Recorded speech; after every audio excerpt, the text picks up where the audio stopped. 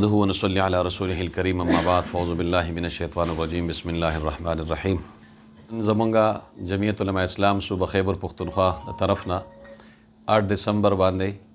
یو عظیم الشان اسرائیل مردآباد کانفرنس پېښور کې کېدونکی دی او د هغې سلسله کې په 20 تاریخ باندې زمونږ تمام صوبایي قیادت صوبایي عامله انشاءالله مردان ته راتلونکې ده. هغه سلسله کې د ضلعي مجلس عاملې همدغه فیصله کړې وه چې ټولو تحصیلونو دوره به کوو. 16 تاریخ نه زمونږ دوره شروع ده، ګړې کپوره وه، د هغې نه پس چې کوم دی نو زمونږ د کاټلنګ تحصیل و، نن چې کوم دی نو هغه زمونږ د رستم د تحصیل دوره وه. الحمدلله دغه دوره انتهایی کامیابه. په هغې کې زمونږ د مجلس عاملې اراکین، زمونږ ناظم عمومي حضرت مفتی حماد الله صاحب، سیکرټري اطلاعات جناب قاضي بشیر صاحب، زمونږ سرپرست شیخ الحدیث مولانا مبارک احمد صاحب، جناب مفتی سلیم حلیمی صاحب، دغه شان زمونږ فیض الرحمن صاحب دی. دا ټول ملګري الحمدلله په دغه دوره کې د ضلعې د مجلس عاملې باقاعده د تمامو تحصیلونو ټولې عامله جات او د هغې د ویلیج کونسلو څونه زمونږ صدور او جنرال سیکرټریز دي د هغې راتګو الحمدلله یو برپور انداز باندې رستم تحصیل ډېر بهترینه دوره وشوله او انشاءالله ما ته امید دی چې د دغې دورې چې کوم مقصد زمونږ استاد وړاندې دی چې دې وخت کې اسرائیل کم ظلم و بربریت په فلسطین باندې او د فلسطین مسلمانانو باندې شروع دی او یقیني طور باندې یو آواز الحمدلله د دغې جمعیت علماء اسلام په بنیاد باندې قائد جمعیت امام انقلاب حضرت مولانا فضل الرحمن صاحب اوچت کړو چې هغه په خپل ملک او وطن کې هم او دغه شانتې بین الاقوامي سطح باندې هم او همدغه وجه وه که ستاسو خیال نو پریزیډنټس هاوس کې باقاعده د تمامو جماعتونو مشترکه اجلاس په دغې بنیاد باندې هم شو.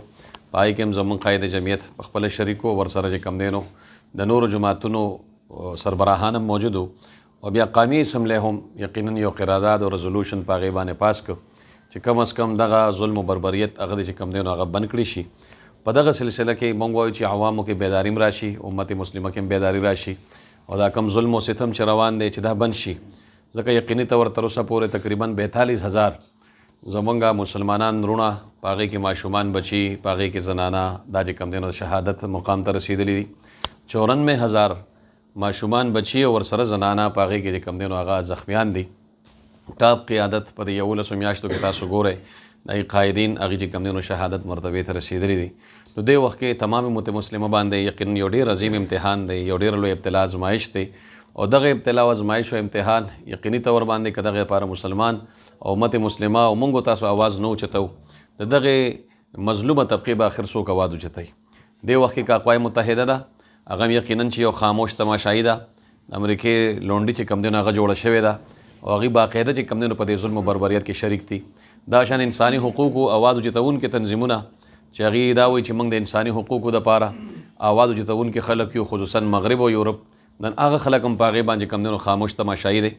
هغه مظلومه مسلمانان بچي هغې ته نه ښکاري، هغه سکولونه، کالجونه، هغه مدرسې، جوماتونه په هغې بمبارۍ او هغه شهادتونه د ماشومانو بچو هغې ته ښکاري نه چې نن ماشومان بچي په اور کې چې کوم دی نو سوځي، د هغې ویډیوز چې کوم دی نو هغه مخې ته راځي. خو نن که مغرب دی او که یورپ ته یقیني طور په هغې باندې خاموشي اختیار کړې ده او دغه د یهودو علاکار چې کوم دی نو هغه جوړ شوي دي. په دغه بنیاد دی وخت کې د وخت ضرورت هم دا دی چې زموږ ستاسو امت مسلمه په دې باندې آواز اوچت شي، یک آواز شي، یک جان شي، یک قلب شي او بیا چې کوم دی نو دغه فلسطین د مسلمانانو دپاره په صف کې مضبوط او کلک چې کوم دی نو هغه ودرېږي. دغې دپاره زمونږ الحمدلله په ټول ملک کې به انشاءالله العزیز څرنګې په 8 دسمبر باندې پېښور کې ده دغه شان د ملک په نورو حصو کې به هم دغه زمونږ د فلسطین د مسلمانانو دپاره آواز اوچتونکي انشاءالله جوړېږو به. نو په دغه سلسله کې الحمدلله زمونږ برپور انداز باندې دغه دوره چې کوم دی نو هغه روانه ده.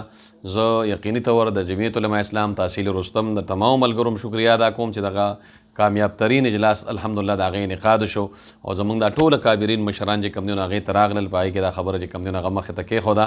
دې سره سره تنظیمي حوالې سره الحمدلله زموږ د جدوجهد هغه چې کوم دی نو جاري او ساري دی چې کومه ذمهداري دی وخت کې جمعیت علماء اسلام ضلع مردان ته هغه مخې ته کېښودلې شوې ده او همدغه ده چې موږ به انشاءالله دغه تنظیمونه هغه د ګراس روټ لیول نه یعنې د ویلیج کونسل نه به انشاءالله العزیز موږ راخلو تر د